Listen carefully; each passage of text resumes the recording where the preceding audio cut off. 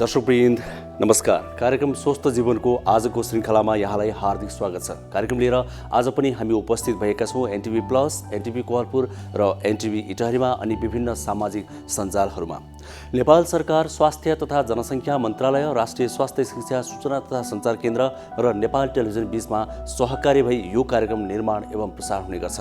कार्यक्रममा हामी स्वास्थ्य सम्बन्धी विभिन्न जानकारीमूलक सामग्री प्रस्तुत गर्ने गर्छौँ। तपाईँ हाम्रो दैनिक जीवनमा आइपरिरहेका या आइपर्न सक्ने स्वास्थ्य सम्बन्धी विभिन्न जानकारीहरू हामी यस कार्यक्रममा समेट्ने गर्छौँ। समग्रमा हाम्रो उद्देश्य भनेको हरेकको स्वस्थ जीवन नै हो। त्यसैले हामीले कार्यक्रमको नाम नै स्वस्थ जीवन जुराएका छौँ।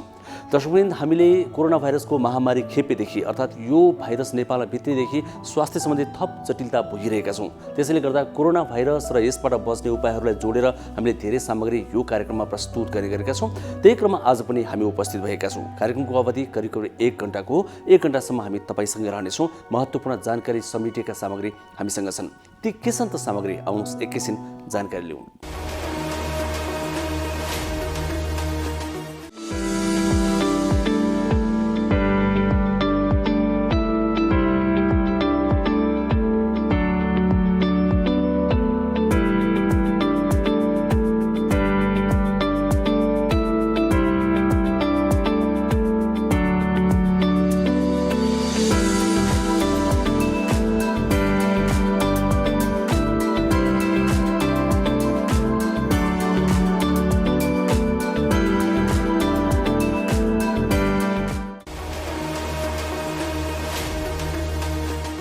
हामीले सुरुवातमा पनि भन्यौँ कि कोरोना भाइरसलाई केन्द्रमा राखेर अर्थात् प्राथमिकतामा राखेर हामीले सामग्रीहरू बढी प्रस्तुत गरिरहेका छौँ। हिजो आज सुरुवातमा रिपोर्ट पनि अब हामी त्यसै विषयमा प्रस्तुत गर्दैछौँ, किनभने हामीले विभिन्न सेगमेन्टमा यो कार्यक्रमलाई बाँडेका छौँ र सुरुवातमा एउटा विशेष रिपोर्ट प्रस्तुत गर्ने गरेका छौँ।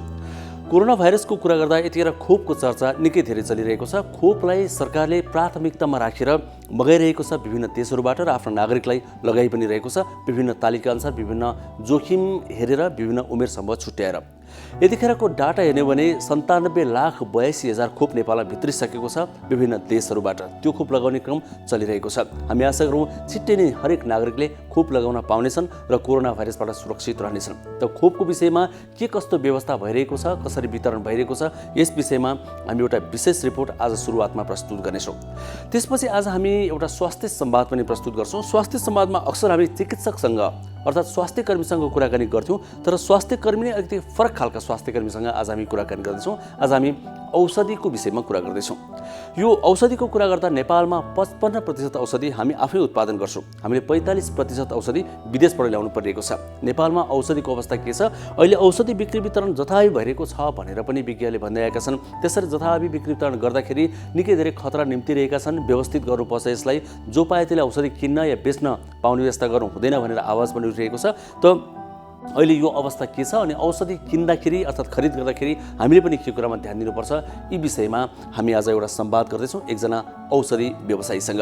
र हामी जीवनशैलीको पनि कुरा गर्छौँ यो कार्यक्रममा। हामीले कस्तो जीवनशैली अपनाउनु पर्छ भनेर बारम्बार हामीले भन्दै आएका छौँ। अर्थात् हामीले भन्दा पनि विज्ञहरूले भन्दै आउनुभएको छ। विज्ञहरूको सुझाव हामीले प्रस्तुत गर्दै आएका छौँ। त्यो क्रममा पनि जोड्नेछौँ र त्यो सेगमेन्टको नाम पनि हामीले दिएका छौँ मेरो जीवनशैली। यसरी हामीसँग विभिन्न सेगमेन्ट छन् अनि बीचबीचमा हामीले विभिन्न स्वास्थ्य सम्बन्धी चेतनामूलक सामग्रीहरू पनि प्रस्तुत गर्ने गरेका छौँ। ती छोटो अवधिका हुन्छन् तर निकै महत्त्वपूर्ण जानकारी समेटेका हुन्छन्। तिनलाई पनि समेट्ने कोसिस गर्नेछौँ। हेरौँ समयले कतिको भ्याइन्छ। यसरी 1 घण्टाको समयमा हामी सकेसम्म धेरै जानकारी प्रदान गर्ने प्रयास गर्दैछौँ। सुरुवातमा भने कोरोना भाइरस विरुद्ध लगाइने खोपको विषयमा हामीले तयार पारेको अहिलेको अवस्था समेटिएको यो विशेष रिपोर्ट एकैछिन हेरौँ।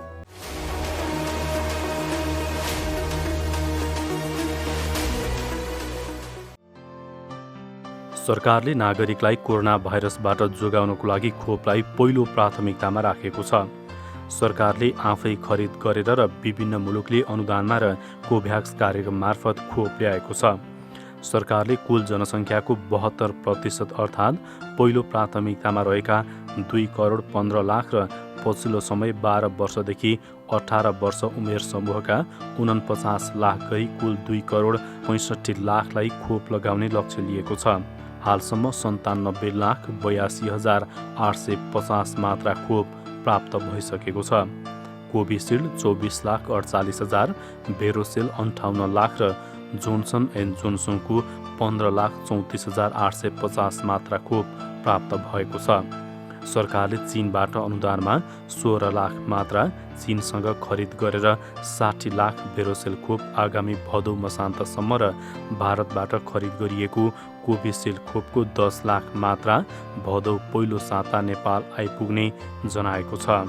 यसैगरी वैदेशिक अनुदानबाट चीन सरकारबाट साउन मसान्तभित्रमा भेरोसेल खोपको 16 लाख मात्रा, कोभ्याक्स कार्यक्रम मार्फत जापानबाट एस्ट्राजेनिका खोपको 16 लाख मात्रा भदौ पहिलो साता र कोभ्याक्स मार्फत नै 3,38,000 मात्रा थप खोप नेपाल आउने जनाइएको छ। सरकारले आगामी असोज मसान्तसम्म 1,05,48,000 खोप ल्याउने र असोजदेखि चैतसम्म नेपालमा थप 3,23,00,000 मात्रा खोप ल्याउने कार्यतालिका बनाएको छ। खोप ल्याएर असोज मसान्तसम्ममा खोप लगाउने लक्ष्यमध्ये 33% खोप लगाइने र चैत मसान्तभित्र सबै लक्षित समूहलाई खोप लगाउने सरकारको लक्ष्य छ। चालु आर्थिक वर्षमा सरकारले कोभिड-19 को रोकथाम, उपचार र नियन्त्रणको लागि 37 अर्ब 53 करोड रकम र कोरोना भाइरस विरुद्धको खोपको लागि 26 अर्ब 75 करोड बजेट विनियोजन गरेको छ। अहिलेसम्म नेपालमा 35,45,000 जनाले पहिलो मात्रा र 15,04,000 जनाले दोस्रो मात्रा खोप लगाइसकेका छन्।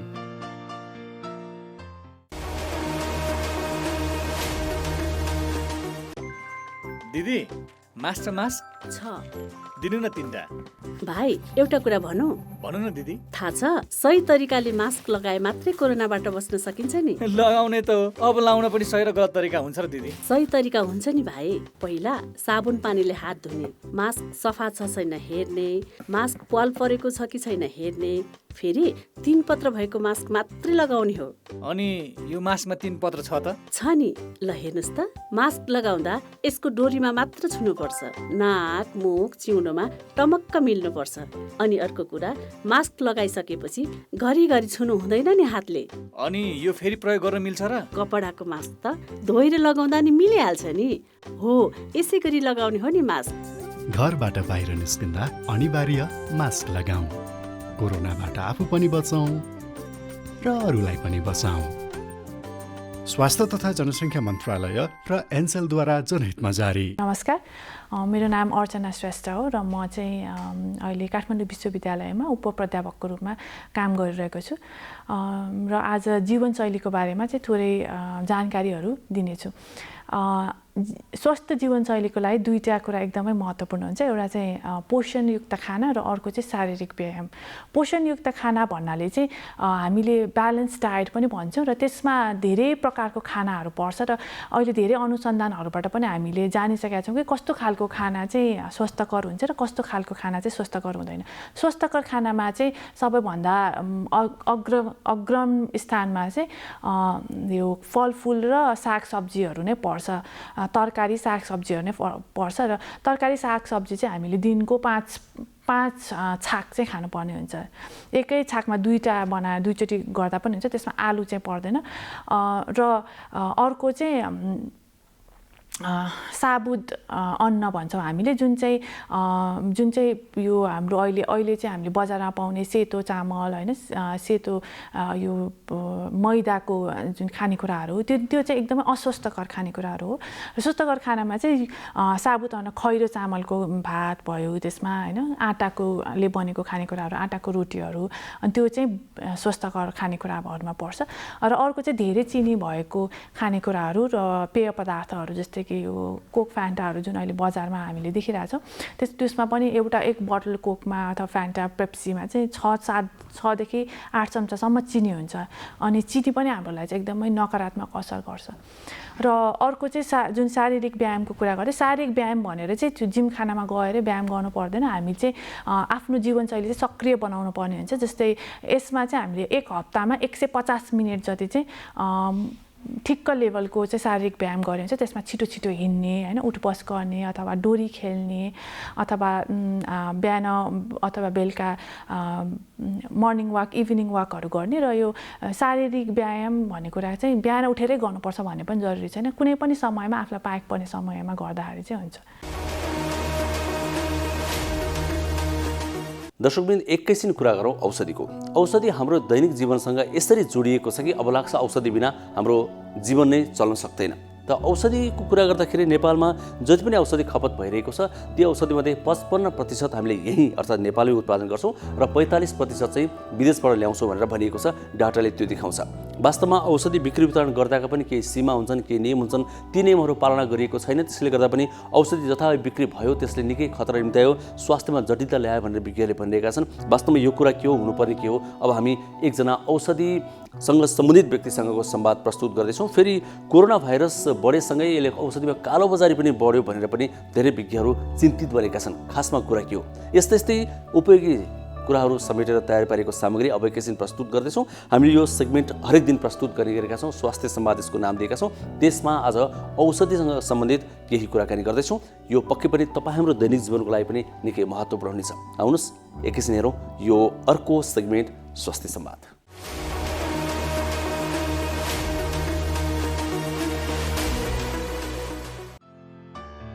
औषधि व्यवसाय अन्य व्यवसायभन्दा फरक छ यस अर्थमा कि यो व्यवसायले मानिसको जीवन मरणसँग सरोकार राख्दछ।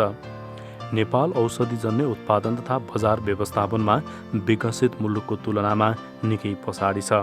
अहिले 55% भन्दा बढी औषधि आयात हुन्छ भने कुल मागको 45% स्वदेशी उद्योगको उत्पादनले धानिरहेको छ।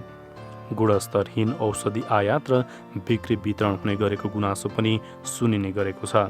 गुणस्तरहीन र उच्च मूल्यका उत्पादनबाट उपभोक्ता मारमा परेका छन्। अहिले कोरोना भाइरस संक्रमणको जोखिम बढिरहेको मौका छोपेर औषधिको कालोबजारी भइरहेको गुनासो पनि उपभोक्ताबाट आउने गरेको छ। नेपालमा औषधिको मौजदातका साथै औषधि व्यवसायका अवसर, चुनौती र आपूर्ति लगायतका बारेमा नेपाल औषधि व्यवसायी सङ्घका अध्यक्ष मृगेन्द्र मेहर श्रेष्ठसँग हामीले संवाद गरेका छौँ।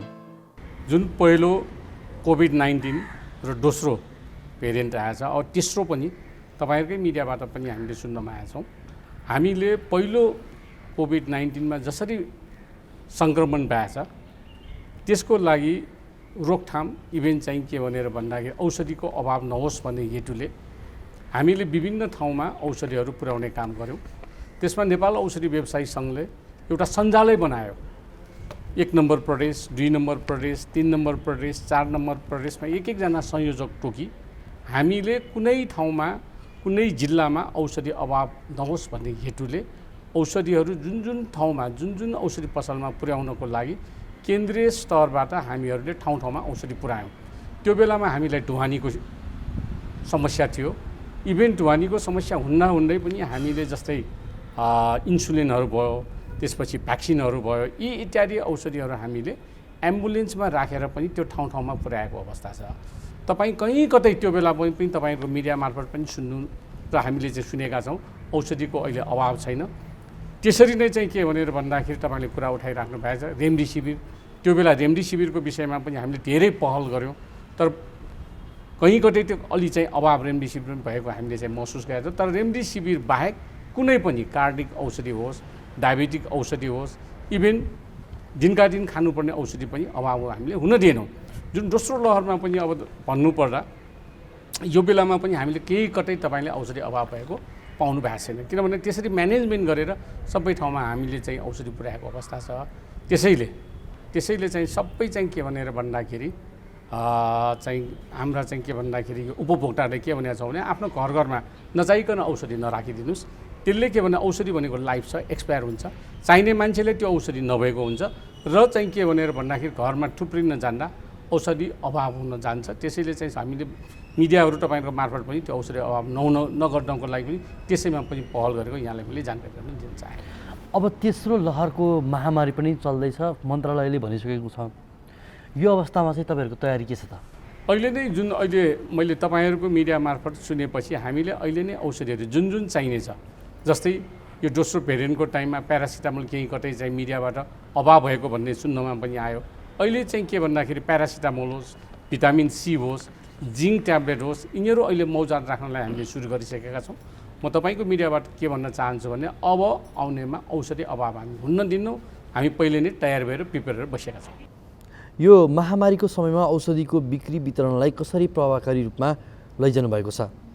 धन्यवाद, तपाईँले राम्रो प्रश्न उठाइदिनु भयो। औषधि जस्तो यस्तो वस्तु हो जुनमा मूल्य त्यसैमा तोकेको हुन्छ। जस्तै एमआरपी, हामीले जुन एमआरपी तोकेको भन्दा त्यो मूल्यभन्दा हामीले कहीँ कतै पनि के भन्दाखेरि बढी पैसा लिँदैनौँ।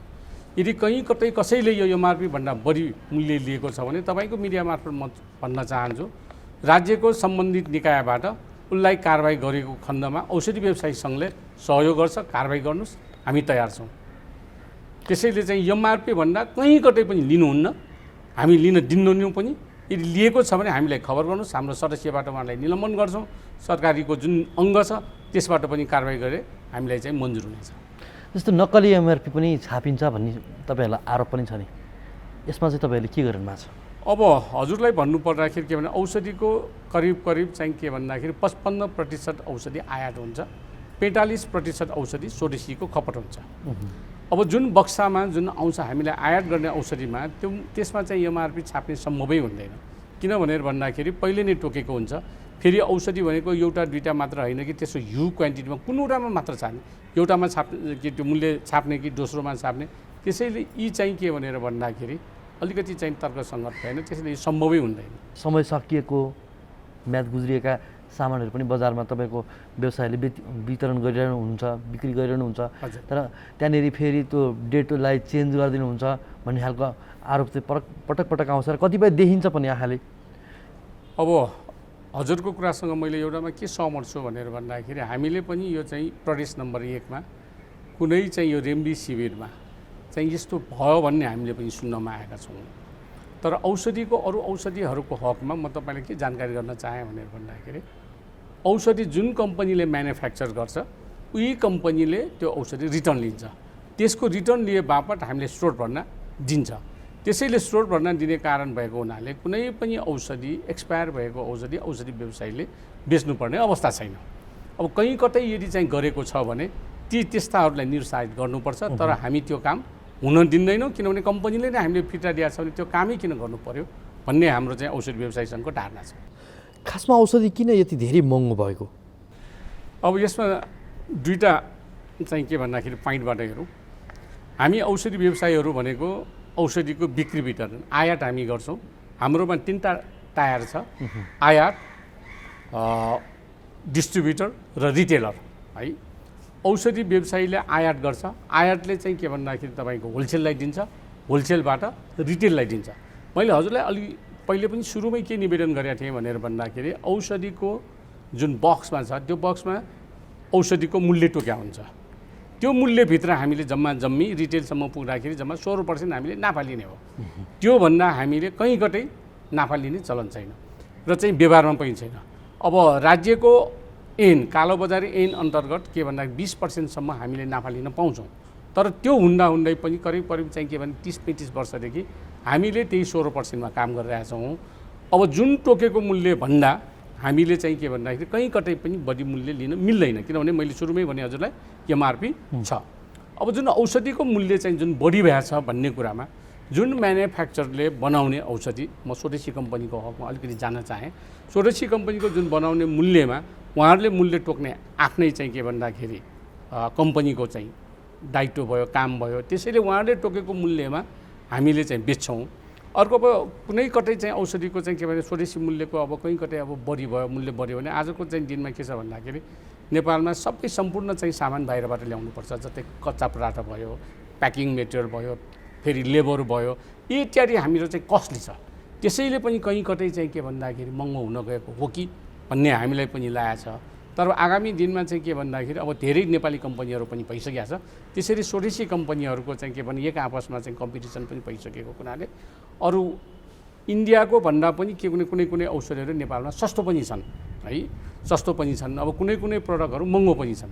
त्यसैले चाहिँ के भन्दाखेरि सम्पूर्ण बाहिरबाट ल्याउनु पर्ने हेतुले पनि के भन्दाखेरि अलिक बढी चाहिँ भएको पनि हामीले चाहिँ के भन्दाखेरि ठान्न सक्छौँ। औषधि किन्दाखेरि चाहिँ कमिसन पनि आउँछ, बिक्री गर्दा पनि कमिसन आउँछ, तपाईँहरूलाई त फाइदा छ नि।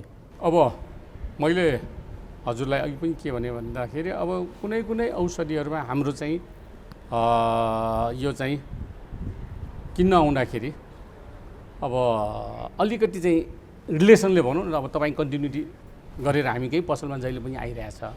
यी यस्तामा हामीले अघि पनि मैले सुरुमा 16% छ, तर के भन्दाखेरि केही अलिकति चाहिँ केही डिस्काउन्ट गर्नु पऱ्यो भने 2-3% दिनेसम्म चलन चल्तीमा छ। अब 16% भित्र नै उहाँहरूले दिने हो, अरू यसमा चाहिँ केही छैन। खास केही हो अरू खास केही छैन। अब तपाईँले मार्केटिङ गर्नेले, अब मार्केटिङ गर्ने कम्पनीले कहीँ कतै चाहिँ के भनेर भन्दाखेरि अब मार्केटिङ स्ट्राटेजीमा अब डिल बोनसको पनि कुरा आउँछ होइन, डिल बोनसको पनि कुरा। जस्तै अब 10वटा किन्यो भने एउटा फ्री दिने चलन चल्ती पनि आइरहेछ। एक्जाम्पल जस्तै अब चाहिँ दसैँको टाइममा कसैको हर्लिक्समा चाहिँ 10वटा किन्यो भने एउटा फ्री भने जस्तै अब चाहिँ के भन्दाखेरि 2टा प्लेनको टिकट किन्यो भने एउटा फ्री, त्यस्तो हरेक चाहिँ के भन्दाखेरि यस्तो बोनस र स्किमहरू आइरहेको हुन्छ। सरकारले निःशुल्क उपलब्ध गराएको औषधि पनि तपाईँहरूका व्यवसायिकोमा पुगेपछि पैसा तिर्नै पर्ने बाध्यता छ, खासमा यो कुरा के हो? अब सबभन्दा पहिले जुन चाहिँ के भन्दाखेरि सप्लाईको लागि राज्यको कुनै चाहिँ सरकारी निकाय होस् या हस्पिटल होस्, जुन चाहिँ टेन्डर मार्फत वा चाहिँ त्यहाँ सरकारले निःशुल्क दिएको औषधिहरू हामी त्यो बिक्री वितरण गर्दैनौँ, किनभने त्यो गर्न पनि मिल्दैन। अब जस्तै ओआरएस जीवन जल, ओआरएस चाहिँ कहीँ कतै सरकारले चाहिँ सप्लाई गरेको छ भने त्यो सरकारको आफ्नै चाहिँ ओन्ली फर हस्पिटल सप्लाई भनेर त्यहाँ लेखा हुन्छ। त्यस्ता औषधिहरू हामी बेच्दैनौँ, तर त्यही नामको चाहिँ के भन्दाखेरि औषधि हामी पनि बेच्छौँ।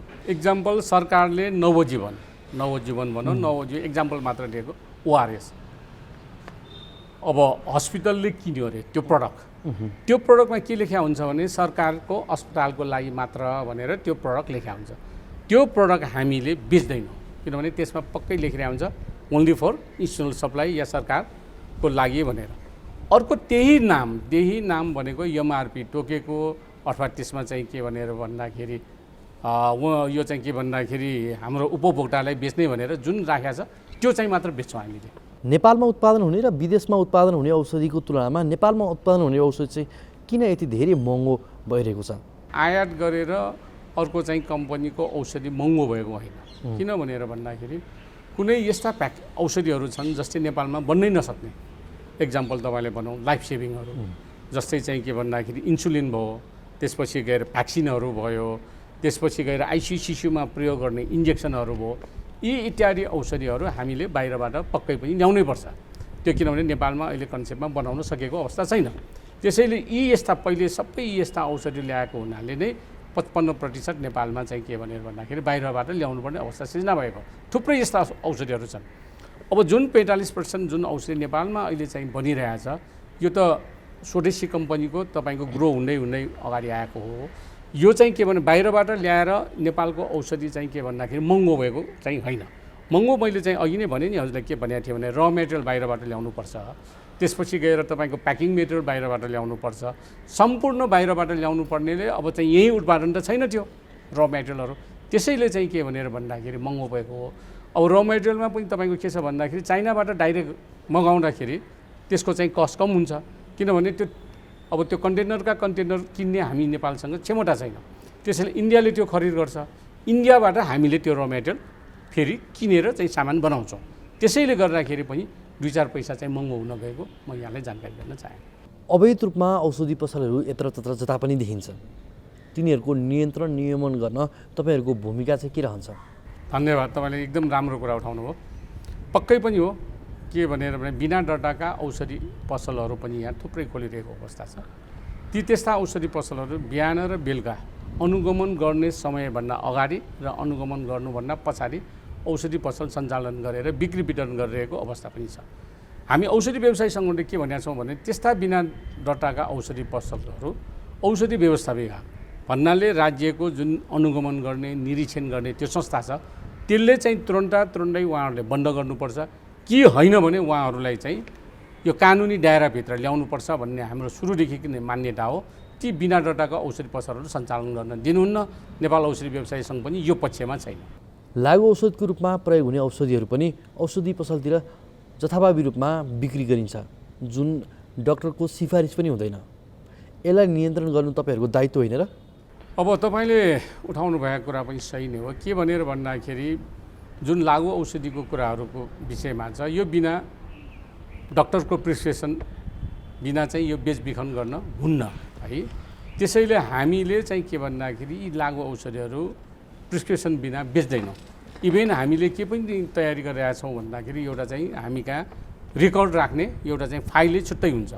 त्यो फाइलमा हामीले औषधि व्यवस्था विभागलाई पनि हामी त्यो रेकर्ड दिनुपर्छ र गृह मन्त्रालयको चाहिँ तपाईँको यो लागु औषधि यो चाहिँ एउटा सेक्सन छ, त्यहाँ पनि हामीले उहाँहरूले चाहिँ खोज्न आउँदाखेरि उहाँले निरीक्षण गर्न आउँदाखेरि हामीले दिनुपर्छ। त्यसैले चाहिँ के भनेर भन्दाखेरि लागु औषधिको हकमा बिना प्रिस्क्रिप्सन बिना हामीले बेचबिखन गरेको छैन। अब अरू औषधिको हकमा अरू औषधि भनेर भन्दाखेरि अब जस्तै ओटिसीहरू हुन्छ, जस्तै चाहिँ के भन्दाखेरि रुगाखोकीको औषधि होस् या प्यारासिटामोल होस् या चाहिँ अरू अन्य औषधिहरू हामीले चाहिँ दिने गरेका छौँ। किनभने देशको भौगोलिक संरचनाले होस् वा चाहिँ के भनेर भन्दाखेरि औषधि पसल गाउँघरमा तपाईँको डक्टर हुँदैन, त्यही औषधि पसल मात्र हुन्छ। त्यहाँको चाहिँ के भनेर भन्दाखेरि जनताको त्यहाँको चाहिँ के भन्दाखेरि मान्छेको पनि जनस्वास्थ्य ठिक गर्न र उकास्नको लागि भए तापनि र त्यहाँको बिरामीले ठिक गर्न लागि भए पनि हामी त्यहीको चाहिँ के भन्दाखेरि औषधि पसलले पनि केही औषधि जस्तै मैले भने नि प्यारासिटामोल भयो, रुगाखोकीहरू भयो, यी यस्ता औषधिहरू चाहिँ दिने गरेका छ। अन्य डक्टरबाट प्रिस्क्राइब गर्नुपर्ने औषधिहरू यो व्यवसायीहरूले दिने गरेका छैन। तपाईँ औषधि व्यवसायहरूको खास समस्या चाहिँ के हो? औषधि व्यवसायमा थुप्रै समस्याहरू छन्। मैले अहिले सुरुमा पनि भने हामी 3वटा टायर छ, 3वटा टायरहरूमा आयातको आफ्नै समस्याहरू छन् है। इम्पोर्ट गर्दाखेरि बजारदेखि लिएर यहाँसम्म पुग्दा। दोस्रो चाहिँ हाम्रो थोक व्यवसायीहरूको छ, यो डिस्ट्रिब्युटरहरूको आफ्नै समस्या छ। तेस्रो चाहिँ के भन्दाखेरि खुद्रा व्यवसायीहरूको पनि आफ्नै समस्या छ। तर जल्लो बल्लो एउटा चाहिँ म प्रश्न के उठाउन चाहेँ भन्दाखेरि हामी गुणस्तर सेवा दिन चाहन्छौँ, उपभोक्तालाई गुणस्तर सेवा दिन चाहन्छौँ। तर एउटा चाहिँ खुद्रा औषधि व्यवसायीले बिहान मिरमिरे आँखा खुलेदेखि रातिसम्म औषधि पसल सञ्चालन गर्छ। अब औषधि व्यवस्था विभाग या सरकारको नियम के छ भन्दाखेरि व्यवसायी होस् या फार्मासिस्ट होस् अनिवार्य त्यो पसलमा बस्नुपर्छ। तर त्यो बस्नको लागि श्रम ऐन अनुसार अथवा चाहिँ के भन्दाखेरि एउटा मानवताको नाताले पनि बिहान मिरमिरे उज्यालो भएदेखि बेलुका एकै व्यक्ति बस्न सक्छ कि सक्दैन। दोस्रो कुरा के भन्दाखेरि ठिकै छ, हामी पनि कहीँ कतै खाना खान जानुपर्छ कि पर्दैन। अनि अर्को कुरा के भन्दाखेरि कुनै पनि अब ट्याक्स दिन जाँदाखेरि या चाहिँ के भन्दाखेरि कुनै निकायमा सरकारी निकायमा केही काम ट्याक्स दिन जाँदा या नवीकरण गर्न जाँदाखेरि पनि हामीले औषधि पसल कुन व्यवसायीलाई छोडेर जाने एउटा हाम्रो ठुलो समस्या भयो। किन भन्दाखेरि हामी बाहिर गएको ठाउँमा सरकारी निकायको औषधि व्यवस्था विभागले अनुमोदन गर्न आउँदाखेरि त्यहाँ चाहिँ व्यवसायी छैन भनेर चाहिँ जुन उहाँहरूले लेख्नुहुन्छ र तपाईँको पसल चाहिँ निलम्बन गरेका छ भनेर उहाँहरूले जुन गर्नुहुन्छ यो समस्या भयो। त्यसको लागि पनि हामीले के भनेका छौँ भने कमसेकम हामीलाई एकजना जनशक्ति दिनु पर्यो, अर्को औषधि पसल नखोल्न नै गरी तर त्यो औषधि पसल सञ्चालनमा त्यो व्यवसायीले मद्दत गर्नको लागि र चाहिँ के भन्दाखेरि उपभोक्तालाई के भन्दाखेरि गुणस्तरीय तरिकाले सेवा दिनको लागि एउटा जनशक्ति दिनको लागि सम्बन्धित निकायबाट हामीलाई त्यो अब एउटा चाहिँ भन्नुपर्दाखेरि व्यवसायी सहायक भनेर हामीले एउटा वोर राखेर आएका छौँ। त्यसलाई चाहिँ सरकारले चाहिँ त्यसमा ध्यान दिँदै त्यो व्यवसायिक सहायक भने सञ्चालन गरिदिनु पर्यो भनेर हाम्रो माग छ। हाम्रै पैसामा, हाम्रै चाहिँ लागतमा, हाम्रै चाहिँ ठाउँमा यो चाहिँ के भन्दाखेरि सरकारबाट हामीले एउटा खोजेको एउटा प्रमाणपत्र मात्र व्यावसायिक तालिम 7 दिनको तपाईँहरूलाई सञ्चालन गरिदिएको छ भनेर एउटा प्रमाणपत्रमा त्यो गरेर चाहिँ के भन्दाखेरि अगाडि बढ्नलाई तपाईँको मिडिया मार्फत मैले अनुरोध गर्न चाहेँ। सरकारसँग तपाईँहरूको गुनासो चाहिँ के छ? अब गाउँघरमा के छ भनेर भन्दाखेरि तपाईँको औषधि पसलहरूमा थुप्रै के भनेर भन्दाखेरि हाम्रो समस्याहरू छन्। अब भर्खर एउटा ज्वलन्त उदाहरण मैले दिएँ जस्तै व्यवसायी सहायक भन्ने। अब अर्को चाहिँ के भनेर भन्दाखेरि बिना दर्ताका औषधि पसलहरू जुन सञ्चालन गरिरहेछ त्यसलाई चाहिँ बन्द गर्नु पर्यो कि होइन भने त्यसलाई चाहिँ के भने कानुनी दायराभित्र ल्याउनु पर्यो भनेर हामीले बारम्बार चाहिँ के भनेर भन्दाखेरि भन्दै आइरहेको अवस्था छ। त्यसैले यी यस्ता समस्याहरू छन्। यी यस्ता समस्याहरू हामीले सरकारले घचघच्याइ पनि राखेको छ तर अहिलेसम्म चाहिँ के भनेर भन्दाखेरि समाधान भएको छैन। तपाईँको मिडियाबाट पनि यो चाहिँ के भन्दाखेरि मैले अनुरोध गर्न चाहेँ यी यस्ता समस्याहरू समाधानको लागि पहल गरिदिनको लागि पनि मैले अनुरोध गर्न चाहेँ। आम उपभोक्ताले औषधि खरिद गर्दा के कुरा बुझ्नुपर्छ? अब औषधि भनेको एकदम संवेदनशील वस्तु हो, यो अरूको वस्तु जस्तो होइन यो। अब अलिकति चाहिँ के भन्दाखेरि औषधि खरिद गर्न जाँदाखेरि चनाखो हुनु पर्यो, कमसेकम त्यसमा एक्सपायर डेट ठिक छ कि छैन, त्यसको मूल्य के हो एमआरपी त्यो लिनु पर्यो। अर्को त्यही अनुसार उहाँहरूले चाहिँ के भन्दाखेरि यो चाहिँ बिल लिनुपर्छ। किनभने भन्दाखेरि तपाईँले भर्खर उठाउनु भए जस्तै औषधि बढी मूल्य ल्याएको छ भने त्यो बिलमा तोकेको एमआरपी र त्यो उहाँहरूले पनि अलिकति चाहिँ के भनेर चनाखो हुनु पऱ्यो, त्यसमा त्यो हेर्नु पऱ्यो। अनि त्यसपछि के भनेर भन्दाखेरि अलिकति समय लिएर त्यसमा औषधि कुन कुन बेलामा खाने, यो के खानुहुन्छ, के खानुहुन्न, परहेज गर्नुपर्ने, यी इत्यादि कुराहरू पनि चाहिँ उपभोक्ताले चाहिँ सोच्नुभयो भने अझ यसमा चाहिँ के भने गुणस्तर र सेवा हुनेछ भन्ने मेरो धारणा छ। त्यसैले सम्पूर्ण उपभोक्ता या बिरामीलाई तपाईहरूले चाहिँ पसलमा जाँदाखेरि पक्कै पनि त्यसको मूल्य हेर्नुहोस्, एक्सपायर डेट हेर्नुहोस् र बिल लिनको लागि मैले अनुरोध गर्न चाहेँ। यदि औषधिमा एक्सपायर भएको औषधि नबुझेको मान्छेले गएर किनेको खण्डमा तपाईँहरूको सम्पर्कमा आयो भने त्यो औषधि व्यवसायले तपाईँ कारवाही गर्नुहुन्छ कि के हुन्छ? पक्कै यदि यस्ता काम गर्यो भने मैले हजुरलाई सुरुमा पनि भने त्यस्ता व्यवसायलाई हामी औषधि व्यवसायी सङ्घबाट सबभन्दा पहिले उहाँको सदस्य नै खारिज गरिदिन्छौँ। त्यसपछि दोस्रो त्यही व्यक्ति जुन जसले गर्नुभएको छ उहाँले सम्बन्धित निकाय भन्नाले सरकारी निकायको जुनसुकै क्षेत्रमा पनि निवेदन दिएर उहाँलाई कारवाही गर्न र चाहिँ के भन्दाखेरि हामी औषधि व्यवसायी सङ्घ पनि उहाँको साथमा साथ अगाडि बढ्नको लागि मैले यहाँको यो मिडिया मार्फत प्रतिबद्धता पनि जनाउन चाहेँ। हामी अन्तिममा पनि छौँ। अन्तिममा तपाईँले बताइदिनु न, तपाईँ आम 27,000 भन्दा बढी सदस्यलाई चाहिँ के आग्रह गर्नुहुन्छ? हामी चाहिँ के भन्दाखेरि नाफामूलक काम गर्दा गर्दै पनि हामी सेवामूलक काम पनि त्यत्तिकै गरिरहेको हुन्छ। जस्तै सामाजिक कार्यमा होस्, इभेन चाहिँ के भनेर भन्दाखेरि भूकम्पको समयमा होस्, हामी चाहिँ के भन्दा अस्पतालको अगाडि नै औषधि फ्रीमा राखेर काम गऱ्यौँ। नाकाबन्दीमा पनि हामीले के भन्दा कालोबजारी औषधिहरू चाहिँ हुन दिएनौँ। त्यस्तै चाहिँ यस्तो चाहिँ के भन्दाखेरि यस्तो चाहिँ के भने कोभिड-19को समयमा पनि हामीले कहीँ कतै औषधि अभाव हुन दिएनौँ। र अर्को मैले अरू सम्पूर्ण व्यवसायीहरूले के पनि भन्छ, आफ्नो धर्म र चाहिँ आफ्नो चाहिँ के भन्दाखेरि सेवा भावले काम गर्नको लागि सम्पूर्ण 27,000 सदस्यहरूलाई र चाहिँ किन गुणस्तरीय सेवा दिनको लागि अनुरोध गर्न चाहेँ। किनभने तेस्रो भ्यारिएन्ट आउँदैछन्, तपाईँहरूको आफ्नो आफ्नो अहम भूमिका छ। हामी फ्रन्ट लाइनमा बसेर काम गरिरहेका छौँ, तर फ्रन्ट लाइनमा बसेर काम गर्दा गर्दै पनि हामीलाई अलिकति दुःख छ। हामीले पनि अहिलेसम्म चाहिँ राम्रो के भन्दा भ्याक्सिन पाएको छैन, कोभिड भ्याक्सिन। तर भन्ने बेलामा चाहिँ के भनेर भन्दाखेरि फ्रन्ट लाइनमा बस्ने अति आवश्यक हो। न हामीलाई चाहिँ राम्रोसँग चाहिँ भ्याक्सिनै दिएको छ। अर्को चाहिँ के भनेर भन्दाखेरि यस्तो हाम्रो व्यवसाय पनि धरापमा छौँ यो कोभिडले गर्दाखेरि। न राज्यले हामीलाई न केही कहीँ कतै छुट दिएको छ। यी यस्ता कुराहरूमा पनि राज्यले जस्तै भ्याक्सिन हो, यो चाहिँ के भन्दाखेरि यो व्यवसायमा जुन समस्या परेको छ त्यसमा चाहिँ यो अलिकति चाहिँ यसमा पनि ध्यान दिलाउनको लागि मैले अनुरोध गर्न चाहे सम्बन्धित निकायहरूलाई पनि।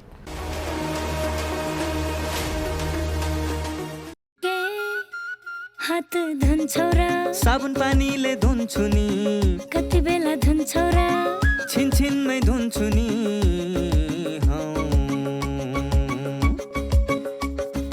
घरमा पस्दा अफिस पस्दा सधैँ धुन्छु हात, कोरोनालाई यसै गरी भगाइदिन्छु म त। घरमा पस्दा अफिस पस्दा सधैँ धुन्छु हात, कोरोनालाई यसै गरी भगाइदिन्छु म त। भान्सा छिर्नु अगाडि, खाना खानु अगाडि, जहाँ त्यही छोएपछि हातले छोपी खोकेपछि।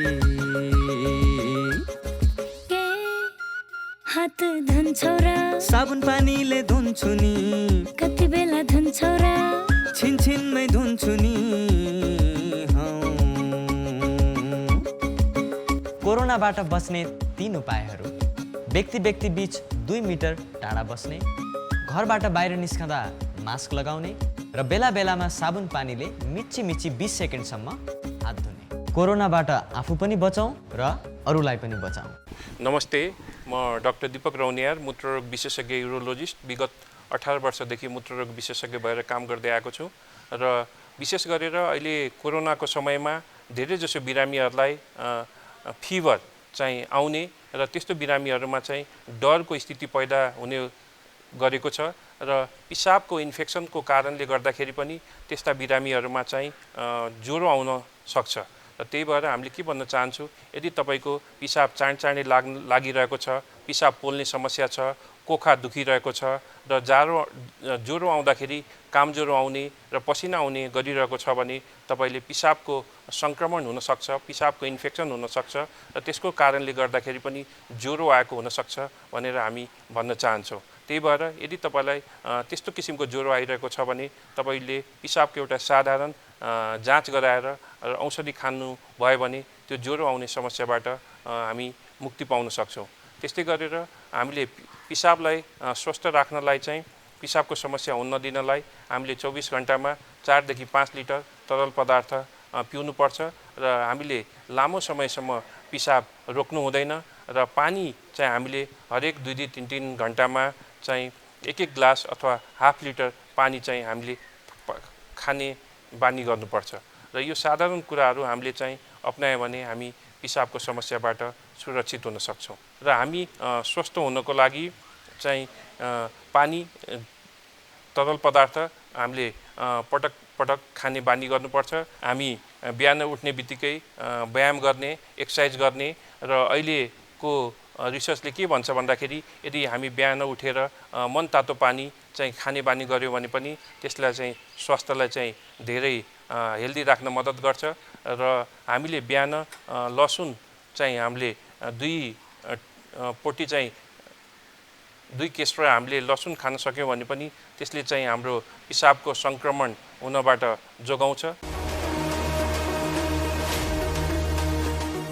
दर्शकबिन अब एकैछिन जीवनशैलीको कुरा गरौँ। हामीले एउटा सेगमेन्ट हरेक दिन प्रस्तुत गर्ने गरेका छौँ अन्तिममा, अर्थात् कार्यक्रमको अन्तिममा, जसको नाम दिएका छौँ मेरो जीवनशैली। यो सेगमेन्टमा एकजना विज्ञले हामीलाई सुझाव दिने गर्नुभएको छ कि हामीले स्वस्थ रहने हो भने, निरोगी रहने हो भने, रोग लागेको छ भने पनि त्यसबाट कम असर गराउने हो भने कस्तो जीवनयापन गर्नुपर्छ भनेर। हाम्रो खानपान, हाम्रो शारीरिक अभ्यास, हामीले काम गर्ने तौर तरिका, विभिन्न कुराहरूले हामीलाई धेरै असर पारिरहेका छन्। स्वास्थ्यमा यो निकै महत्त्वपूर्ण कुरा हो। त्यसैले हामीले यो कार्यक्रममा दैनिक रूपमा यो सेगमेन्टलाई प्रस्तुत गर्ने गरेका हौँ। त्यही क्रममा अब जोड्दैछौँ। एकजना विज्ञले हामीलाई सुझाव दिनुभएको छ। आउनुहोस् हेरौँ एकैछिन यो सेगमेन्ट मेरो जीवनशैली।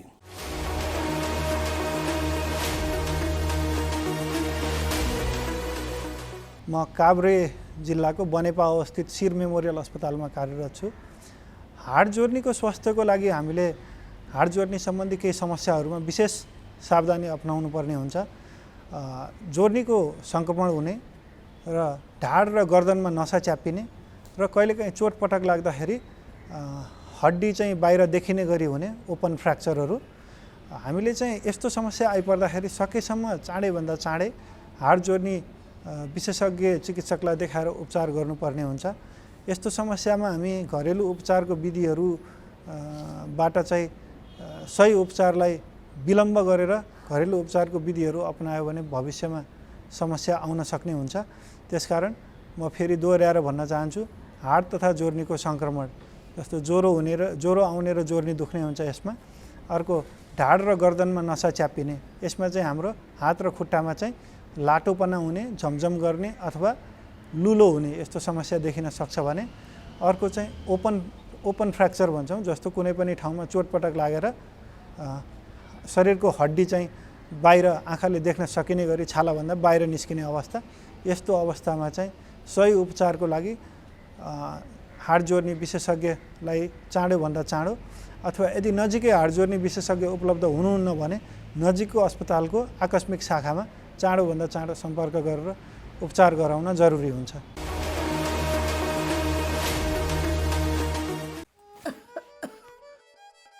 काकी कता हिँड्नु भएको? रुगा खोकी लागेर सन्चो नभएको धेरै भयो। औषधि लिन हिँडेकी म त। हो, म पनि अस्ति बिरामी हुँदा एन्टिबायोटिक औषध किनेर खाकी थिएँ। मसँग बाँकी छ, त्यही खाँदा भइहाल्छ नि, किन जानु पर्यो र? हिँड्नुहोस्, मसँग औषध लिएर जानु होला। ल जाऊ। कहाँ जाने कुरा हुँदैछ? बहिनीकोमा एन्टिबायोटिक रहेछ, त्यही लिन जान लागी। कहाँ त्यसरी एन्टिबायोटिक खानुहुन्छ त? स्वास्थ्य कर्मीको सिफारिस बिना मैले छोरीलाई एन्टिबायोटिक औषधि खुवाउँदा रोग बल्झेर छोरीले कति धेरै दुःख पाए। तुरुन्त स्वास्थ्य कर्मी कहाँ गएर जचाएर मात्र औषधि खानुहोस्। तपाईँ यहाँ आएर धेरै राम्रो गर्नुभयो। एन्टिबायोटिक औषधिको दुरुपयोगले बारम्बार रोग बल्झिएर निको हुन गाह्रो हुन्छ र हामी सबैलाई जोखिममा पारेको छ। त्यसैले सधैँ स्वास्थ्य कर्मीको सिफारिसमा मात्र एन्टिबायोटिक औषधि पुरा मात्रामा र पुरा अवधि सेवन गर्ने गरौँ। नमस्कार, म डाक्टर युवराज शर्मा। म फिजिसियन, पेट तथा कलेजो विशेषज्ञ, पाटन स्वास्थ्य विज्ञान प्रतिष्ठानमा म कार्यरत छु। अब स्वस्थ हुनको लागि सबैभन्दा महत्त्वपूर्ण पक्ष मैले भन्ने गर्छु, 1 नम्बर जीवनशैली नै हो। खानपिन, रहनसहन। अब खानपिनमा चाहिने स्वस्थ खाना, ब्यालेन्स डाइट र समय मिलाएर खाने र ताजा खानेकुराहरू ब्यालेन्समा, जस्तै भन्नुपर्दाखेरि नेपाली खानाहरूमा दाल भात तरकारी साग सब्जी फलफुल गेडागुडी अन्डा अनि गएर कहिलेकाहीँ माछा मासुहरू संलग्न भइहाल्छ, दुध दहीहरू यही खानालाई चाहिँ नि ठिक्क मात्रामा व्यवस्थित भएर व्यवस्थित तरिकाले सफा ताजाको रूपमा खानु भनेर मैले जहिले पनि सल्लाह दिने गर्छु। यो नै सत्य कुरा हो। सबैले यो अवलम्बन गरियो भनेदेखि धेरै हदसम्म हामी नराम्रो रोगहरूबाट बच्न सक्छौँ। भने अर्को कुरा चाहिँ नि एक्सर्साइज, खानासँग अर्को जोडिनु भन्ने कुरा हो पानी। पानी चाहिँ नि दिनमा पर्याप्त मात्रामा खानुपर्छ। मैले 24 घन्टामा 3 देखि 4 लिटर पानी 24 घन्टाको अन्तरालमा स्वस्थ पानी सफा पानी पिउने बानी गर्नुपर्छ। र पानी पिउँदाखेरि एकैचोटि मात्रै पिउने होइन, समय समयमा थोरै थोरै मात्रामा पिउने बानी गर्नुपर्छ। दोस्रो कुरा चाहिँ नि अब आयो एक्सर्साइज। एक्सर्साइजमा चाहिँ नि बिहान उठेर आफ्नो लागि हिँड्ने, योगा एक्सर्साइजहरू गर्ने, अनि अब कहिले सक्नेहरूले जगिङ गर्ने र नसक्नेहरूले बिस्तारमा बसेरै भए पनि अथवा पलेटी कसेर बसेर भए पनि योगा एक्सर्साइजहरू गर्ने र त्यो करिब 40 मिनट बिहान प्रत्येक दिन रेगुलर रूपमा गरियो भने त्यो निकै हदसम्म स्वस्थ रहनलाई मद्दत पुर्याउँछ।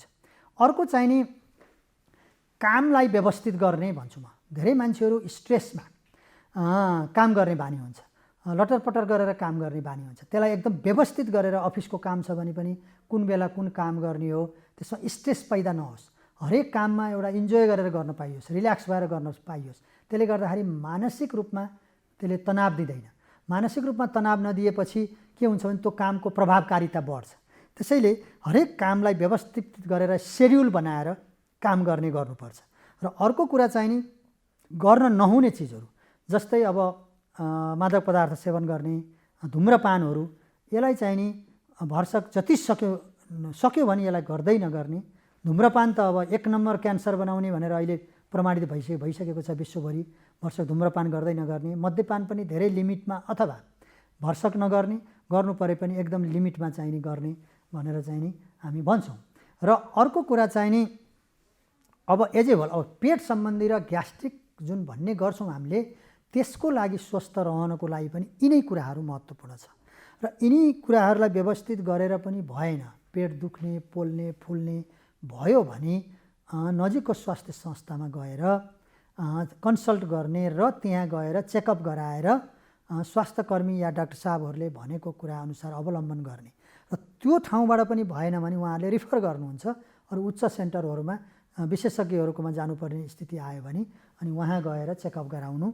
समयमा चेकअप गरायो भने कतिपय रोगहरू समयमा उपचार गर्यो भने त्यसबाट पुरै नै सन्चो हुने हुन्छ। जस्तै आजकल चाहिँ नि क्यान्सरकै रोगहरू पनि पूर्ण रूपमा सन्चो हुने हुन्छ। कतिपय व्यक्तिहरूको सुन्नुभएको होला पनि समयमा उपचार गर्दाखेरि सम्पूर्ण क्यान्सरबाट मुक्ति हुन सक्ने रोगहरू छन्। त्यो पनि हामीले विचार गर्नुपर्ने हुन्छ। अब अरू कुराहरू, अब सरसफाइको कुरा। सरसफाइ चाहिँ नि जहिले पनि आफूबाट सुरु हुन्छ। आफू स्वस्थ सफा रहने बानी विकास गर्नु पर्यो र अनि घर परिवार, घर सरसफाइ हुनु पर्यो, छिमेक सफाइ हुनु पर्यो, समाज सफा हुनु पर्यो। यसमा चाहिँ नि स्वच्छ वातावरण सरसफाइमा ध्यान दिइयो भनेदेखि रोगले चाहिँ नि प्राय इन्फेक्सनबाट सङ्क्रमणबाट हुने रोगहरूले छुन पाउँदैन। अब यिनै कुराहरू हुन् स्वस्थ रहनको लागि निकै महत्त्वपूर्ण पक्षहरू। स्वास्थ्य सम्बन्धी महत्त्वपूर्ण नम्बरहरू। स्वास्थ्य सम्बन्धी कुनै पनि जानकारी र सहयोगका लागि स्वास्थ्य तथा जनसङ्ख्या मन्त्रालयका हटलाइन नम्बरहरू 1115 र 1133 वा मोबाइल नम्बर 98512 55839। एम्बुलेन्स सेवाको लागि 102 र 112। वैदेशिक रोजगारीको क्रममा स्वास्थ्यमा समस्या भएमा, अन्य सहयोग वा जानकारी आवश्यक परेमा श्रम रोजगार तथा सामाजिक सुरक्षा मन्त्रालयको हटलाइन नम्बर 1141। शान्ति सुरक्षा र अन्य सहयोगका लागि नेपाल प्रहरीको नम्बर 100। सशस्त्र प्रहरी बलको नम्बर 1114। रगत आवश्यक परेमा ब्लड बैंकको नम्बर 01 42 25 344।